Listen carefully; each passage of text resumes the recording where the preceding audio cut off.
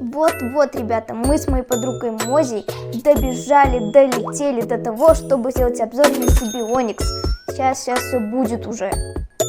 Что-то у нас в этот раз и правда не быстро получается.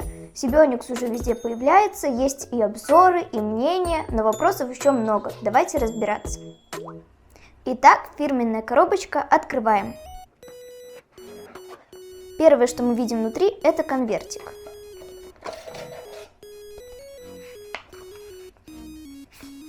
Здесь у нас две вещи. Вот такая карточка и салфетки. Карточка нам не нужна, потому что она работает только на территории Китая, а вот салфетки мы оставим. В коробочке, кроме конвертика, еще одна коробочка. Они, кстати, бывают разных цветов. У кого-то, как у меня, оранжевая, у кого-то голубая, но это ни на что не влияет. Коробочку мы тоже достаем. И третья вещь, которую мы здесь найдем, это тейп. Кстати, очень удобный. Убедимся в этом дальше, когда будем клеить. Открываем главную коробочку.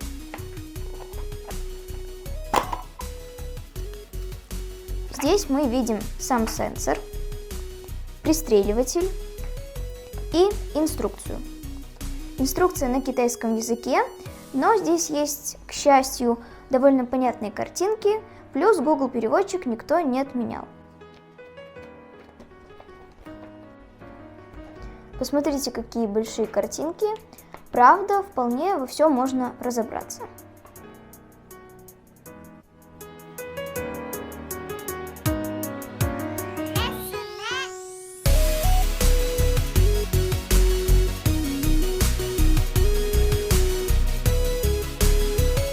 И обратите внимание на размер пристреливателя. После Libra он кажется прям очень большим.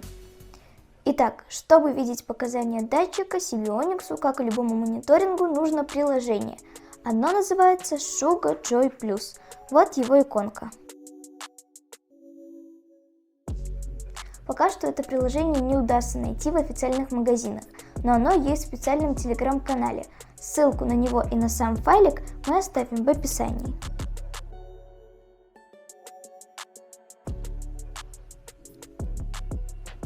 Ну что, будем ставить?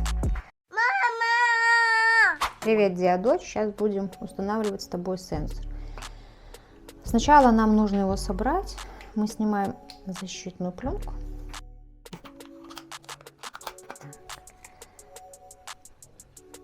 Теперь эту крышечку. Так, теперь нужно вместе составить эти две части. Вот здесь есть пипочка маленькая. Эта пипочка должна попасть вот в желобочек. Ставим и нажимаем. Все, щелчок был, до конца оно.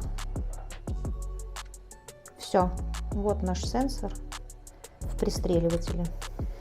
Теперь мы должны обработать руку.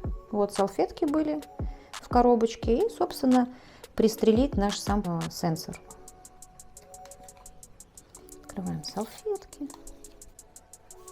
обрабатываем, снимаем защитный клапан, он легко снимается. Ждем, пока высохнет спирт. Страшно. Нет.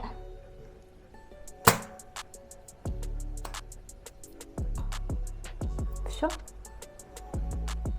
Я не успела даже подумать о том, что мне будет больно. Такой маленький. Почему такой маленький? Пимпочка какая-то. А сейчас мы еще приклеим тот держатель тейп, который был тоже в этой коробке. Вот он специально для этого сенсора. Вот он, сейчас мы и закрепим. Так. Вот он по размеру подходит. Приклеиваем сначала одну часть плотненько. Дальше аккуратно вынимаем. И вторую часть. Все, красота. И Этот сенсор хорош тем, что ему не нужен никакой трансмиттер, потому что NFS у него нет, а Bluetooth есть, и он сразу с вашим телефоном будет работать сам. Скажу от себя, ребята, я ставила много сенсоров, и мне есть с чем сравнивать. Но этот мониторинг из всех был самый безболезненный. Я почувствовала только, может быть, нажатие, но точно не иголку. А еще мне очень нравится, что он маленький, миленький и работает без бабла. Подключаем. На этой коробочке вот здесь есть штрих-код, который поможет нам привязать сенсор к программе. Поэтому берегите коробочку, потому что для каждого сенсора штрих-код свой, и он только на коробочке. Давайте подключать. Открываем приложение, и вот здесь сверху у нас есть кнопочка «Подключить». Нажимаем ее. Подключить сенсор. Отсканировать. И вот здесь есть квадратик. Этот квадратик нам нужно навести на QR-код, который нарисован на коробке.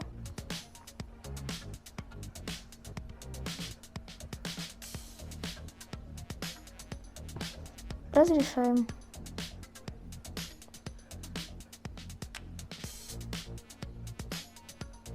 Сенсор попросит минутку подождать, нажимаем «Понял».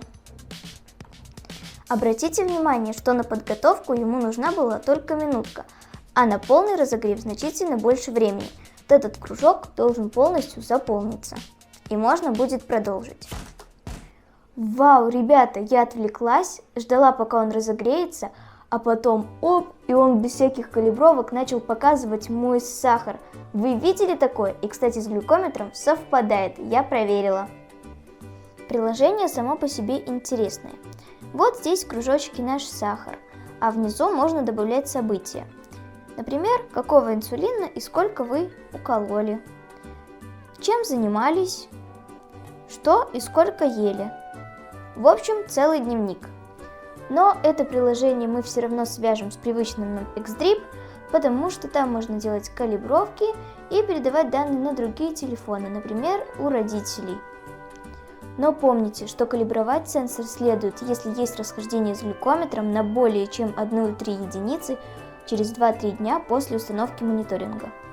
И калибровать нужно только на ровных сахарах и без активного инсулина на еду. Почти все готово, теперь открываем Xdrip. Заходим в настройки, аппаратный источник данных и нажимаем 640G Eversense. Теперь менее распространенные настройки. Здесь нажимаем продвинутая калибровка, и под плагином калибровки будут вот такие две выключенные галочки. Мы их включаем. Все, данные уже пошли, дальше вы знаете. Вот такой вот он, CB Onyx. Знаете что, пока что мне все очень даже нравится. Это было не больно, быстро и очень даже просто. Плюс всем знакомый и понятный Xdrip. Это здорово. Кстати, у нас есть видео на канале, где мы рассказываем, как настроить Xdrip так, чтобы сахар был виден даже на заблокированном экране телефона. Ссылочку тоже оставлю в описании.